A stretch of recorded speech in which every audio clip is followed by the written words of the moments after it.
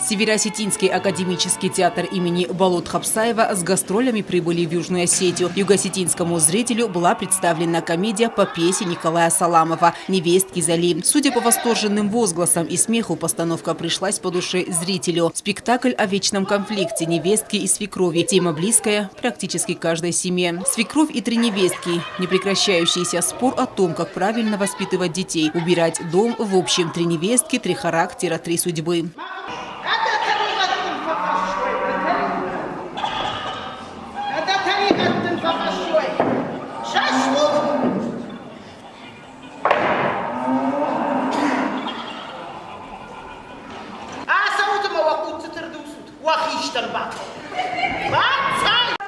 Художественный руководитель Госдрамтеатра имени Коста Хитагурова Тамерлан Зуцев поблагодарил северо-осетинских коллег за приезд и напомнил зрителям о том, что 7 апреля ровно 14 лет назад, когда сгорел родной театр, наши братья поддержали нас. И сегодня они разделяют с нами радость на новой сцене, в новом театре.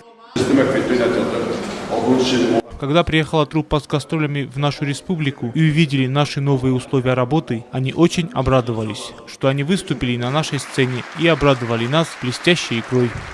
В завершении спектакля зрители отметили, что комедия северо-осетинской труппе удалась. Был показан конфликт поколений, а также постановка учит основным истинам любви и взаимопонимания. Алена Утаева, Фатима Кумаритова. Информационный выпуск сегодня.